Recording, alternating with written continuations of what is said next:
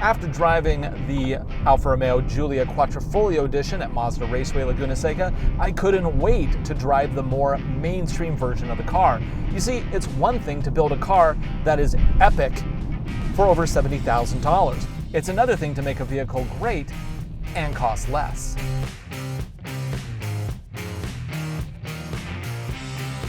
One of the delights of this vehicle is, of course, what's under the hood. It's a 280 horsepower turbocharged four-cylinder, and it has enough punch to make this car really fun to drive.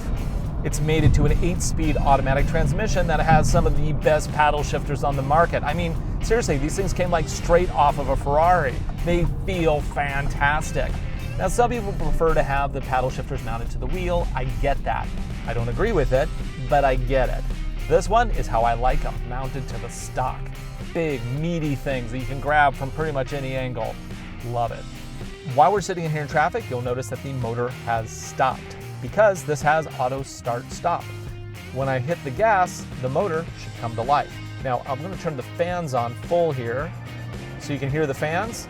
Now let's go ahead and hit gas. It cuts the fans when it's coming on. That's really annoying. It just reminds you that it's like kind of an afterthought in this vehicle. I want everything to be seamless and smooth, not like, oh, I'm supposed to be starting the car again. You do a lot of start-stop traffic, that's going to get annoying real quick. Luckily, you can override it with a push of a button down here. But unfortunately, every time you start the vehicle up, yeah, that button, it overrides. So let's talk about what this interior has. We have a lovely gauge cluster that has analog gauges on the side, digital information display in the middle, but it doesn't really use that to its full advantage. Popping through the different menus, we have speed, we have trip, and we have a G meter.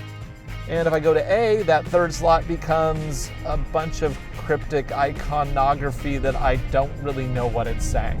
We have this shifter that feels plasticky and kind of glued together. I want to search for a Starbucks. Yeah, can't do that. What is this, 2006? I mean, honestly, free-form text, that's how you search today. You need to type in the address or go with their prescribed points of interest, which apparently do not include Starbucks. That is a huge loss. The seats, super comfortable. This leather is nicely done. The stitching is good. It's comfortable. I'm not sure if I would really want to go state to states, though. It seems a little firm on the bottom side. Seems like a little bit more support would be kind of nice around the leg section. My back is good, but I'm not sure if that's going to work for everybody. The position you get is the position you have, but it does cup me nicely. Let's talk safety. This vehicle has a lot of safety options. You do pay for those, though. We're looking at a couple $1,000s just in safety options. We have forward collision detection, we have cross rear traffic alert, we have blind spot detection, we have lane detection. It basically has all the stuff that you would expect in a modern vehicle. So that is good, but you pay the price. Keep in mind, this all-wheel drive Giulia TI model starts at around $41,000. As we have it here, yeah, you're looking at nearly $50,000. Now, you could almost argue that if you only spend $22,000 more, you could get the Quadrifoglio edition. I think that's totally worth it, right?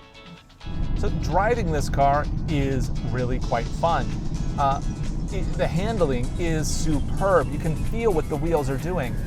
The shifters are quick. The 8-speed automatic transmission is fast to respond to gear changes, which is kind of nice. You know, the Alfa Romeo kind of reminds me of that friend that has a lot of problems in their life. However, there's nobody else you want to go out with on a Friday night other than that friend because they know how to party. So this Alfa Romeo, does it know how to party? Yep, it knows how to party. Woo! Now, before you decide, hey, the Giulia is a car for me, you gotta look at all of the great options in this price point. I mean, there's the Mercedes-Benz C-Class. There is the Audi A4 and A3. There's the BMW 3 Series. These are all vehicles that are fantastic, but you know what? They're vehicles that everybody has. Alfa Romeo, I get guys walking across parking lots to talk to me about the car because they're like, wow, that's an Italian car. That car looks amazing. And I'm like, yeah, you know what? It kind of is. Just ignore the shifter and the awful nav system and Yeah, it totally is.